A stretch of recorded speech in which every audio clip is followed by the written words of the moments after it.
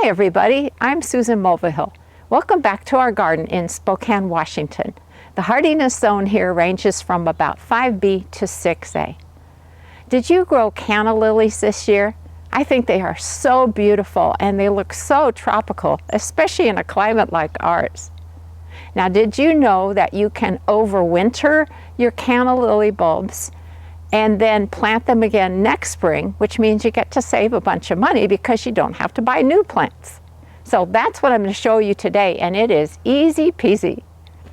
Now, if you're not familiar with the term canna lilies, chances are you've probably seen them, but you just didn't know that's what they were called. So here are some photos so you can see what I'm referring to today.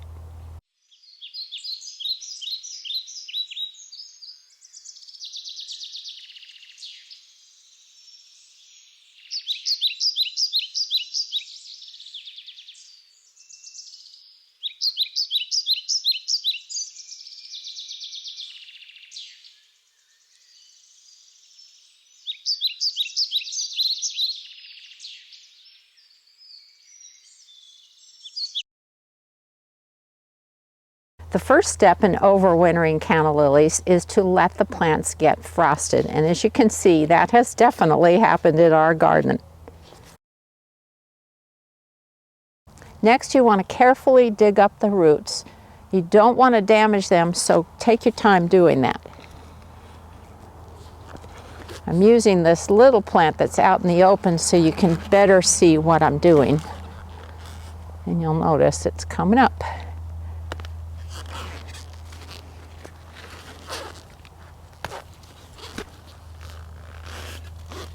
Okay.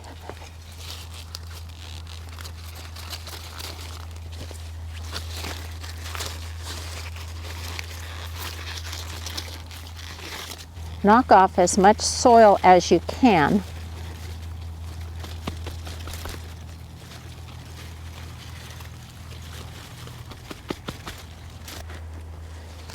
Here's a couple more nice clumps.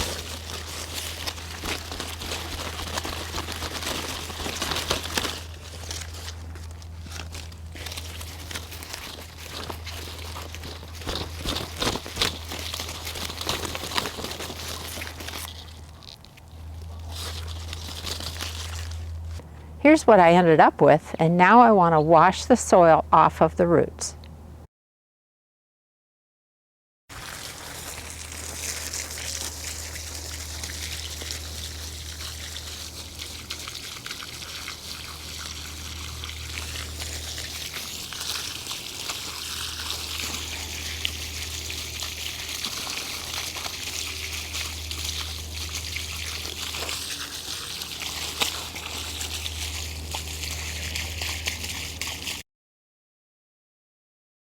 Trim back the stalks to about 6 inches in height.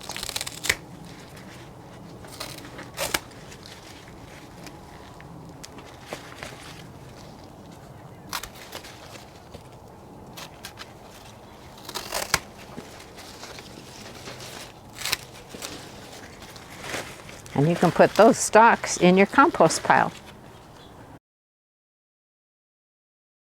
Place the canna roots into a waterproof container and then move it indoors somewhere that is light and warm for a few days to allow the roots to continue to dry and any residual soil to fall off. I also wanted to mention that rubber boot dryers work really well for this. They're super easy to find and very inexpensive. So what I'm going to do is move my canna roots to the inside of our sliding glass door, which happens to be on the south side of our house, so it's nice and sunny and light there. It's going to take a few days, as I mentioned earlier, because again, I'm wanting the roots to finish drying out and the soil to fall off of them. Then they're ready for the next stage. Once the canna roots have dried off, you're going to move them either to cardboard boxes or maybe Rubbermaid bins or something along those lines. But the thing you need to know is to not seal the boxes or the bins because you want good airflow around them. Then you're going to move them to somewhere that is dark and cool. Now we have a basement. It's pretty much a steady 50 degrees Fahrenheit, so that has worked really well, and it's dark when we don't turn the lights on. But you might not have a basement, so you might have a closet where you could put the box or the bin down on the floor of the closet and keep the door closed so they're in the dark. So you'll want to come up with some kind of a setting like that. In February next year, that's when you get to take them out of the boxes.